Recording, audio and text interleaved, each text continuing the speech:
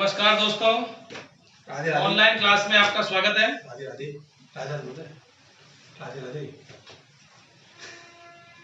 कक्षा अष्टमी, विषय सामाजिक विज्ञान, दिनांक 6 अगस्त 2020, पाठ 5 उद्योग, इसका पार्ट है 3, तीसरा वीडियो। 2 वीडियो इससे पहले हमारा जारी हो चुके हैं। उन दोनों वीडियो में हमने उद्योगों का वर्गीकरण देखा। उद्योगों को कितने प्रकार से बांटा गया, कैसे कैसे बांटा गया, स्वामित्व के आधार पर, कच्चे माल के आधार पर, पूंजी के आधार पर, जो भी आपको प्रकार बताया उनके आधार पर उद्योगों का वर्गीकरण किया गया। आज हम नया बिंदु लेंगे और बिंदु है हमारा उद्योगों की अवस्थिति को प्रभावित करने वाले कारक। यानी जो उद्योग होते हैं उनकी स्थिति को कौन कौन से कारक या तत्व उनको प्रभावित करते हैं, जिससे उनके उद्योग पर प्रभाव पड़ता है, उनके उत्पादन पर प्रभाव पड़ता है। तो पहला बिंदु है हमारा कच्चे माल की उपलब्धता। सबसे पहले प्रभावित करता है तो कच्चा माल, यानी हम जिस जगह उद्योग लगाएंगे उस जगह यदि हमें कच्चा माल प्राप्त नहीं होगा तो हमारा उद्योग लगाना सफल नहीं होगा। इसलिए हमें कच्चा माल मिलना बहुत जरूरी है और उस जगह उद्योग लगाया जाए जहां हमें कच्चा माल आसानी से प्राप्त हो जाए। दूसरा बिंदु आता है भूमि। हम जहां पर अपना उद्योग लगा रहे हैं वहां भूमि पर्याप्त मात्रा में हमारे उद्योग के लिए पूरी चाहिए, यानी भूमि जितनी हमें आवश्यकता है उतनी भूमि हमें वहां मिलनी चाहिए। तीसरा बिंदु आता है जल। उद्योगों के लिए पर्याप्त जल की आवश्यकता होती है। उद्योगों के लिए पर्याप्त जल की आवश्यकता होती है, इसलिए जितने भी उद्योग धंधे खुले हुए हैं वो पानी की उपलब्धता के आधार पर है। यदि पानी वहां अच्छा है तो वहां उद्योग धंधे भी फल फूल रहे हैं, तो वहां उद्योग लगेगा जहां पर पानी की यानी जल की मात्रा अधिक होगी। अगला बिंदु आता है श्रम, यानी उद्योग धंधा लग गया, भूमि मिल गया, कच्चा माल भी मिल रहा है, उसमें काम करने वाले व्यक्ति भी तो होने चाहिए, यानी मानव श्रम मनुष्य हमें मिलने चाहिए, वहां काम करने की श्रम शक्ति हमें मिलनी चाहिए, तब जाकर हमारा उद्योग सफल होगा। शक्ति, शक्ति का मतलब विद्युत, बिजली, वहां पर हमें पूरी तरह सप्लाई के रूप में चाहिए। हमने उद्योग धंधे सब कुछ हमारे पास है लेकिन लाइट नहीं आ रही है, बिजली नहीं है, तो क्या हमारी मशीनें चलेगी, क्या हमारी फैक्ट्रियां चलेगी? नहीं चल सकती। इसलिए ये भी हमारे उस उद्योग को प्रभावित करता है। अगला बिंदु आता है पूंजी। हम किसी भी चीज को सोचते हैं, करते हैं, या हम किसी चीज को सोचने समझते हैं कि हमको उद्योग बनाना है या उद्योग लगाना है, कोई कारखाना खोलना है, तो उससे पहले हमारे पास क्या होनी चाहिए? पूंजी, राशि, धन, रुपया, ये हमारे पास होना चाहिए। क्योंकि हम कोई सा भी उद्योग धंधा खोलेंगे, कोई भी कारखाना लगाएंगे तो सबसे पहले हमें पूंजी की आवश्यकता होगी। उसके बाद आता है परिवहन।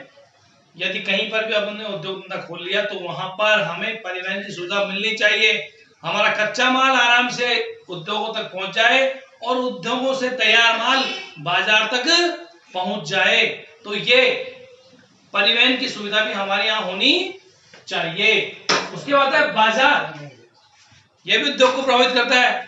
हमने माल बना लिया, सब कुछ तैयार है, लेकिन जो माल हमने बनाया उसके लिए बाजार ही नहीं है बेचने के लिए, तो किस चीज के लिए? यानी उस चीज की, जो चीज हम बनाने जा रहे हैं उस चीज की बाजार में मांग होनी चाहिए और उसे हम वहां पर बेच सकें, तो बाजार भी वहां उपलब्ध होने चाहिए। उसके बाद संचार। अंतिम बिंदु आता है उद्योग को प्रभावित करने वाला संचार। संचार के साधन हमारे पास होने चाहिए, जिससे हम बैठे बैठे, आज तो संचार के साधन है लेकिन उस जगह नेटवर्क कंप्लीट पकड़ना चाहिए। ये नहीं अभी चल रहा है कंप्यूटर, चल रहा है कंप्यूटर, नहीं चल रहा है तो सॉफ्टवेयर कंपनियां कैसे काम करेगी? वो सारी चीज संचार के साधन हमारे पास होने चाहिए, जिससे हम तीव्र गति से कोई भी चीज आदान प्रदान कर सके। तो ये बिंदु है 9 बिंदु जो उद्योगों की स्थिति को प्रभावित करते हैं। तो सबसे पहला है कच्चे माल की उपलब्धता, दूसरा है भूमि, तीसरा जल, चौथा श्रम, पांचवा शक्ति, छठा पूंजी, सातवां परिवहन, आठवां बाजार और नौवां संचार के साधन होने चाहिए।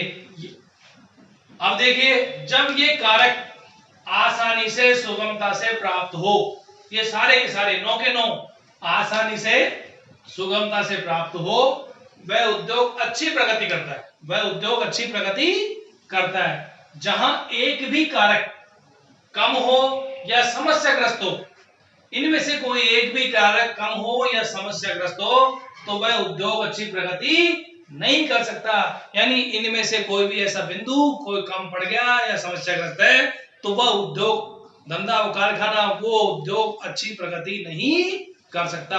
और ये सारे के सारे उद्योग, ये कारक यदि एक जगह मिल जाते हैं और सब सुविधाएं मिल जाती हैं, तो वह उद्योग धंधा बहुत अच्छी प्रगति करता है। तो ये हमारे उद्योग की स्थिति को प्रभावित करने वाले कारक हैं।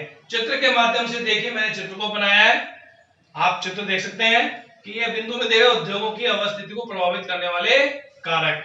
तो उसमें आ गया विद्युत शक्ति, भूमि, परिवहन, संचार, कच्चा माल, श्रम, पूंजी, बाजार, जल। तो ये हम इस चित्र के माध्यम से इसको भी जान सकते हैं। अगला बिंदु हमारा आता है औद्योगिक तंत्र।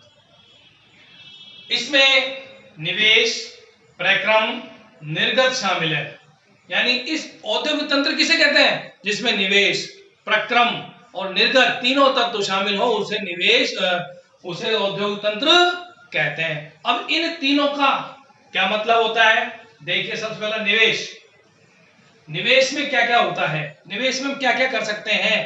तो सबसे पहला कच्चा माल आता है, इसमें श्रम आता है, भूमि की लागत, जल की उपलब्धता, परिवहन, विद्युत व अन्य तत्व होते हैं जो निवेश के अंतर्गत शामिल होते हैं। यानी कोई भी व्यक्ति अपनी उद्योग धंधा खोलेगा, उस तंत्र बनाएगा, तो ये निवेश की आवश्यकता उसमें होती है और निवेश में ये सारी बातें आती है।